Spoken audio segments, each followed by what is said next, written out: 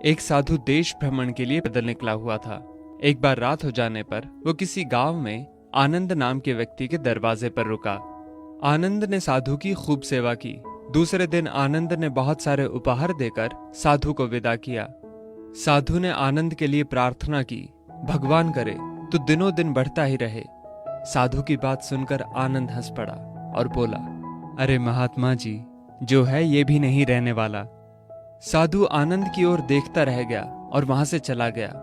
2 वर्ष बाद साधु फिर आनंद के घर आया और देखा कि सारा वैभव समाप्त हो गया है। पता चला कि आनंद अब बगल के गांव में एक जमींदार के यहाँ नौकरी करता है। साधु आनंद से मिलने गया। आनंद ने अभाव में भी साधु का स्वागत किया।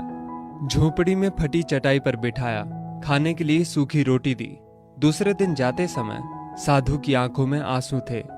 साधु कहने लगा, हे भगवान, ये तूने क्या किया? आनंद पुनः हंस पड़ा और बोला, महाराज, आप क्यों दुखी हो रहे हैं? महापुरुषों ने कहा है कि भगवान इंसान को जिस हाल में रखे, इंसान को उसका धन्यवाद करके खुश रहना चाहिए। समय सदा बदलता रहता है और सुनो, ये भी नहीं रहने वाला।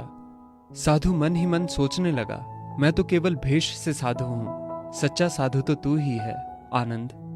कुछ वर्ष बाद साधु फिर यात्रा पर निकला और आनंद से मिला तो देखकर हैरान रह गया कि आनंद अब तो जमींदारों का जमींदार बन गया है। मालूम हुआ कि जिस जमींदार के यहाँ आनंद नौकरी करता था वो संतान विहीन था। मरते समय वो अपनी सारी जायदाद आनंद को दे गया। साधु ने आनंद से कहा, अच्छा हुआ वो जमाना गुजर गया, भगवान करे अब तू ऐसा ही बना रहे। ये सुनकर आनंद फिर हंस पड़ा और कहने लगा, महाराज, अभी भी आपकी नादानी बनी हुई है। साधु ने पूछा, क्या ये भी नहीं रहने वाला? आनंद ने उत्तर दिया, हाँ, या तो ये चला जाएगा या फिर इसको अपना मानने वाला ही चला जाएगा। कुछ भी रहने वाला नहीं है, और अगर शाश्वत कुछ है तो वो है परमात्मा, और उस परमात्मा की अंश आत्मा।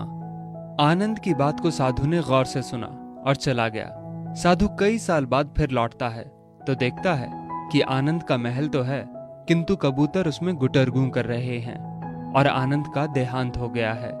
बेटियां अपने अपने घर चली गईं, बूढ़ी पत्नी कोने में पड़ी है। साधु कहता है, अरे इंसान, तू किस बात का अभिमान करता है? क्यों इतराता है? यहाँ कुछ भी टिकने वाला नहीं है।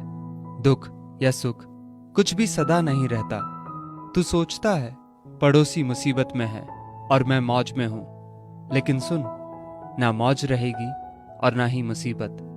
सच्चे इंसान वे हैं जो हर हाल में खुश रहते हैं। मिल गया माल तो उस माल में खुश रहते हैं, और हो गए बेहाल तो उस हाल में खुश रहते हैं। साधु कहने लगा, धन्य है आनंद तेरा सत्संग, और धन्य है तुम्हारे सतगुरु। मैं तो झूठा साधु हूं, असली फकीरी तो तेरी जिंदगी है।